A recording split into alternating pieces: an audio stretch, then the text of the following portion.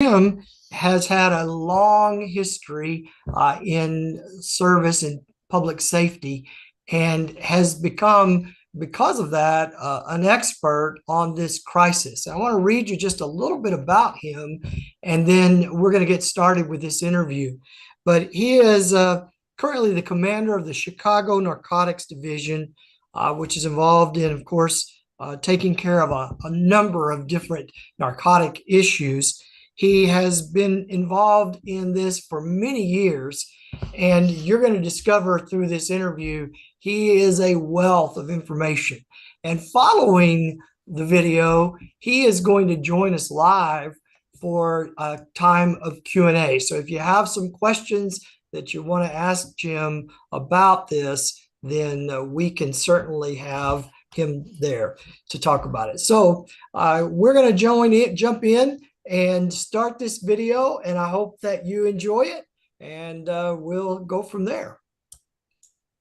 Hi, everyone. This is Mike Mallory, the President of Leadership Development and Strategic Foresight for SGR, and I am really glad to welcome you to this very special webinar that we are doing with Jim O'Grady on the topic of fentanyl. And Jim has a long background in law enforcement, over 35 years of experience. He is currently with the Chicago High Intensity Drug Trafficking area. But before that, he served as the chief of police for Harwood Heights in Chicago area. And then before that, with the Chicago Police Department, and served as a narcotics division commander. Unfortunately for him, he has become an expert on fentanyl. And this is a terrible tragedy that's happening all over our country. And we thought it would be a great opportunity for you to hear about this topic from a leading expert on it. And you would know.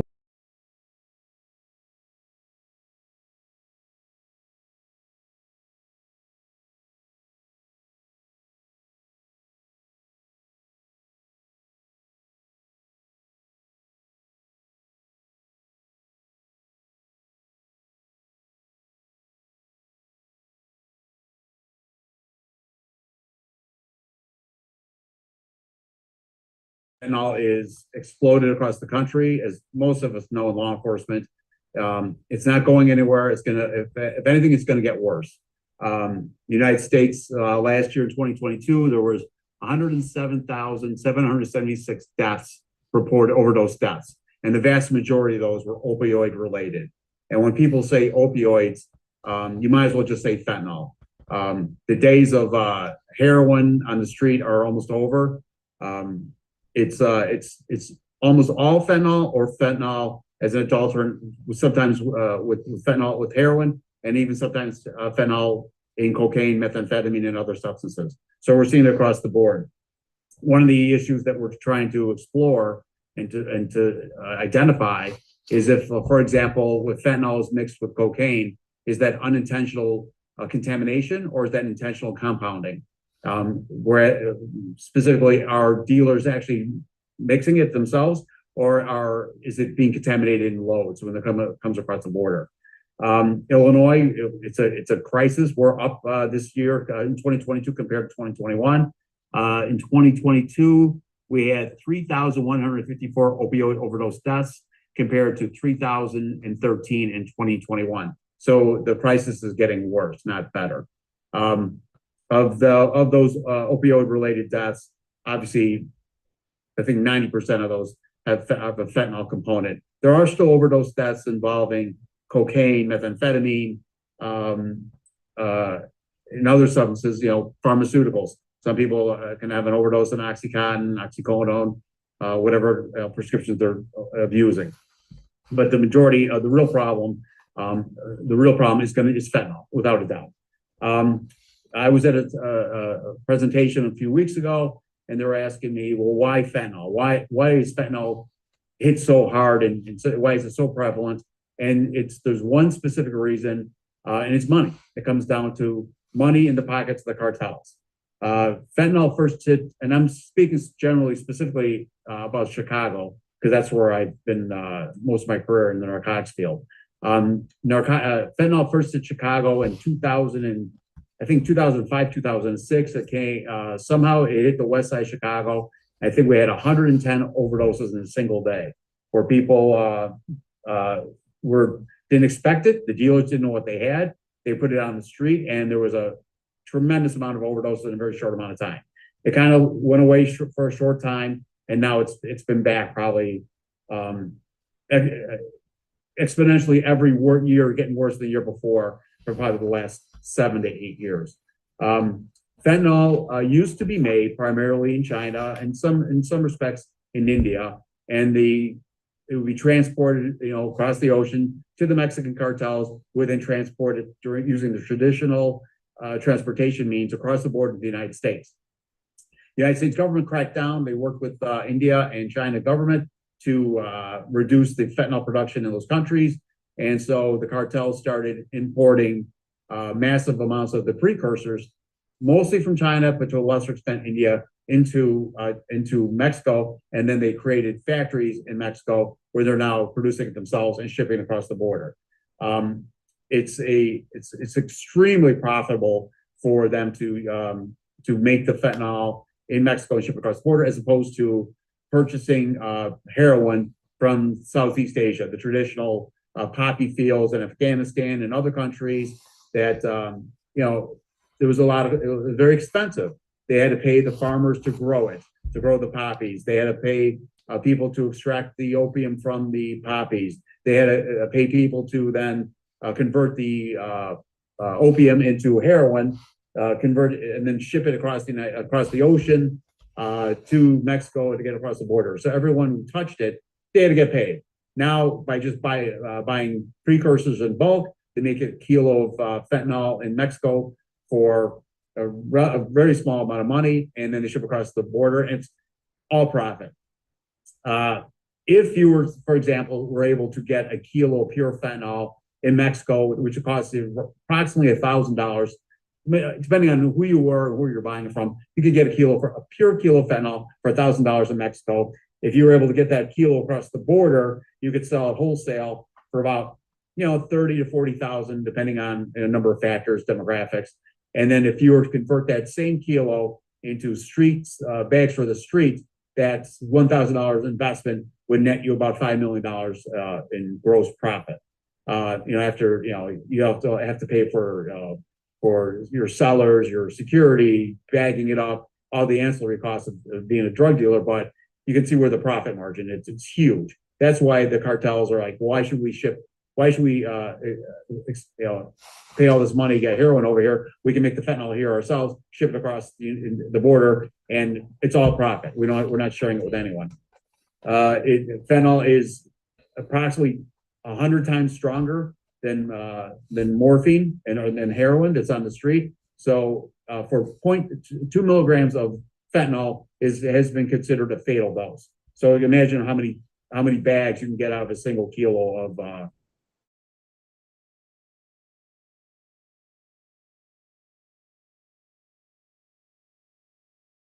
Iowa specifically, because it comes down to the money.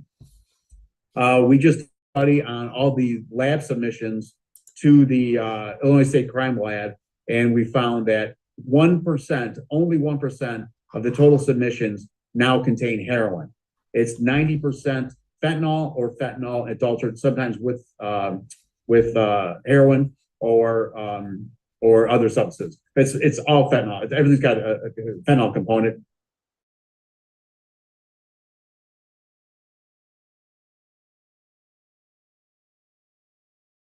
Resulted in being tested for heroin only. So yeah, it's very difficult now to get heroin on the street. Even those dealing with substance abuse disorder, users, they don't know what they're buying, but they want fentanyl because it provides them a better high. Another trend we're seeing that's concerning to us is xylazine. They're mixing xylazine, which is on the street they call it tranq, but it's basically a horse tranquilizer, and it's not scheduled. It's not a controlled substance. I believe farmers use it for large farm animals, so it's relatively easy to get. They're breaking into veterinarian stores and offices and stealing it, and they're mixing the xylazine with the fentanyl. The problem with that is if someone has a overdose and the first responders respond, fire department or police, and they hit them with Narcan, they're not coming out of it because Narcan is an opioid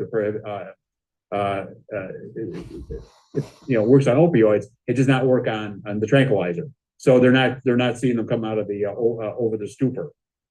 They're using xylazine because it extends the high of the fentanyl. They say high longer.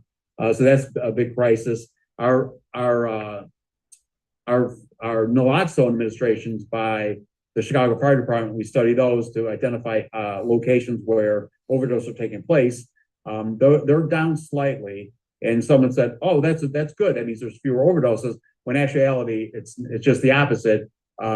Because of the laws and with naloxone, it's easily available to the public. Therefore, there's more naloxone on the street in users' hands. So therefore, when someone has an overdose, instead of calling 911 and having a fire department respond, they handle it themselves. In some cases, some drug users are reluctant to provide naloxone to another drug user that's having an overdose because once they give them Narcan, they wake up, they're dope sick, and they're going to want that other person's opioid. So you're seeing sometimes people are actually reluctant to give a friend naloxone because of that reason. Because if they wake up, they're going to be dope sick. They're going to want my dope. So it's a huge crisis here in Illinois, in Chicago, and throughout the country. The number of deaths are unacceptable. Traditionally, Illinois would every year we average, I think, 1,000 deaths on the road with traffic fatalities, 1,000 overdoses, and 1,000 murders. Now, obviously, the vast majority of those murders take place in Chicago and Illinois, but it was about 1,000 for the year. In last year, 2022, we had over 3,000 overdose deaths. So it's tripled in the last few years.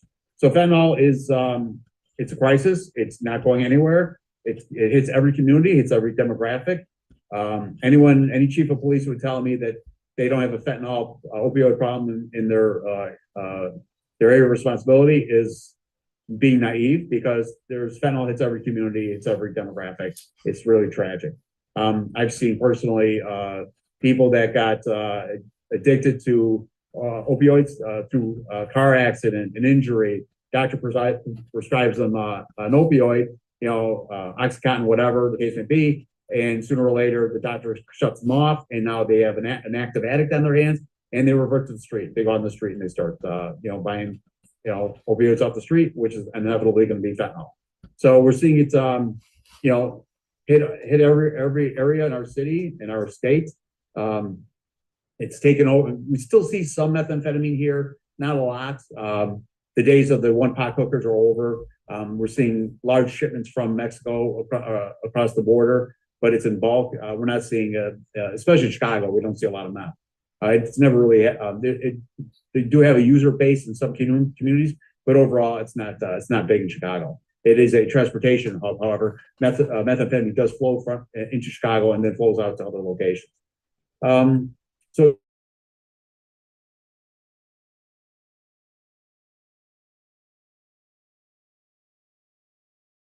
risk or the harm to your community, education, dealing with children, warn children, they go to a party and someone tells them, hey, do a line of this stuff. Sometimes they think it's Coke and they end up doing a line and it ends up being fentanyl. The other issue is that kids are, they go to these parties and someone say, hey, take this pill, it's an oxy, and it's actually fentanyl. We see thousands and thousands of pills in our jurisdiction that are counterfeit Oxycontin, oxycodones, oxys that are actually are pure fentanyl. So, and a lot of people overdosing on that. In clubs and parties, kids pop a pill and they have no idea what they're taking, and ends up being fentanyl. We just had a recent investigation. It was very newsworthy. We had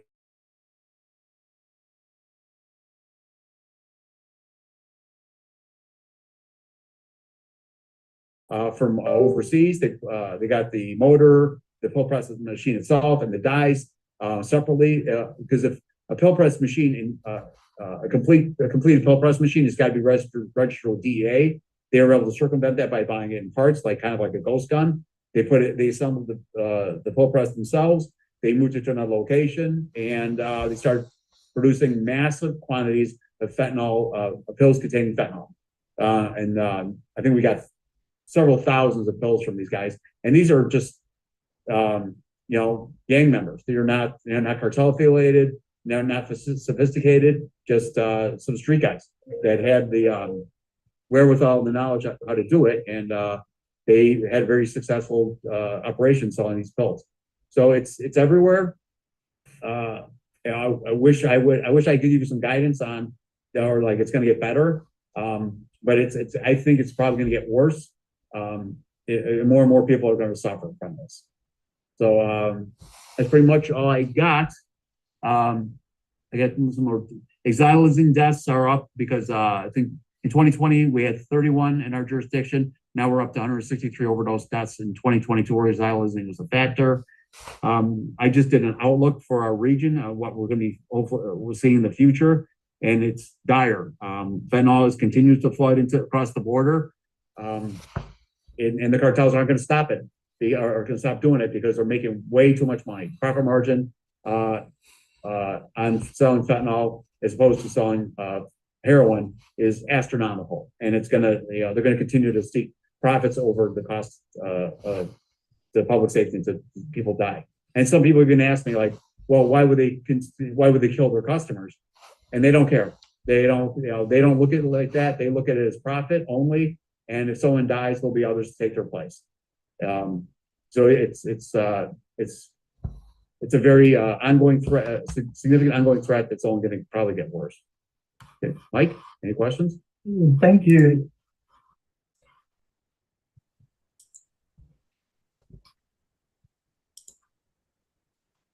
Well, with that, I want to end that part of the video and just allow you to ask some questions. And Krista, we may have some questions that have already come up, and I think we've got Jim available to us to also maybe answer them. But Krista, how's this strike you? You hear this, what kind of response do you suddenly find yourself making?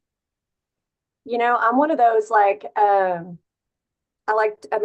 when I see a problem or a challenge, I start thinking like, well, what's the solution? And this one is hard because I think people have tried a lot of different solutions and it still continues to rise. I saw a chart.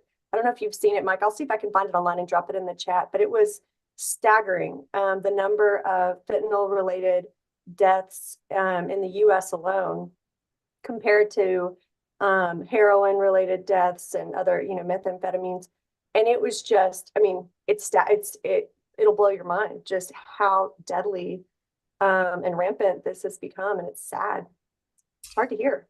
Yeah, it is. And when you hear Jim's talk about the fact that in the last couple of years, the deaths have tripled from fentanyl, it's very upsetting.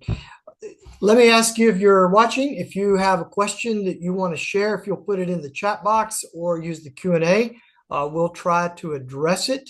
And I don't think Jim is able to be with us yet, and so we may not get him involved. But and we don't want to belabor things. But if you have a question or a comment you want to put in the chat box, we certainly want to give you that opportunity to do that.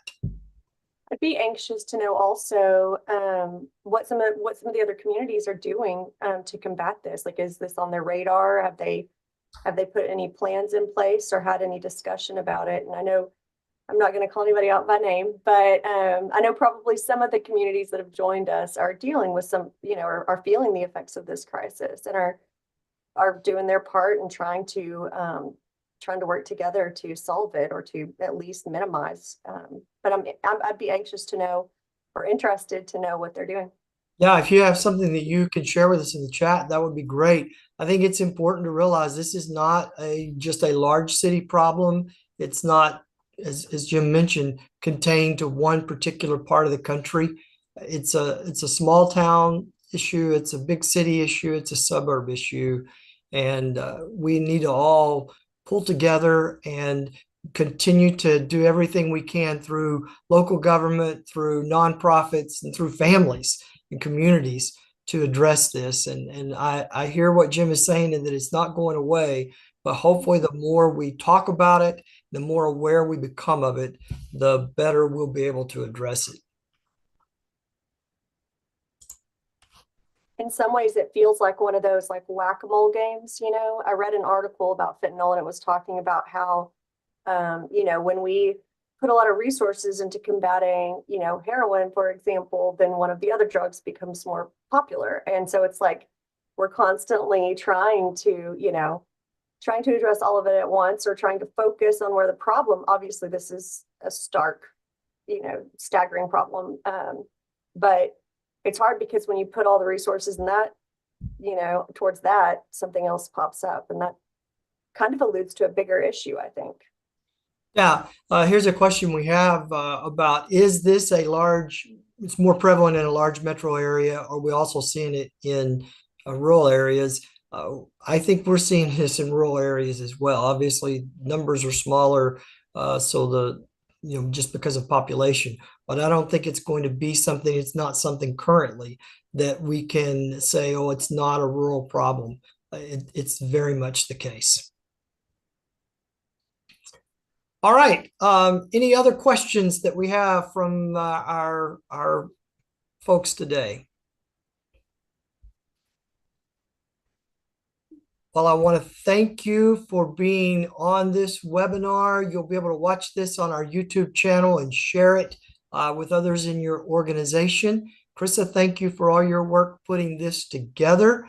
And I also want to say next week, we're going to have JJ Peters, the president of executive recruitment for SGR, and she's going to be talking to us about recruiting issues and how to be successful as a recruiter. I know all of us in our organizations continue to have challenges in getting the right people and keeping them. And she's going to be talking about how to address that, and you're going to really enjoy it. So I hope you will sign up and register for that. And thank you everyone for being a part of it. Hope you have a great rest of the day, great rest of the week, and we'll see you down the road. Thanks so much. Bye-bye.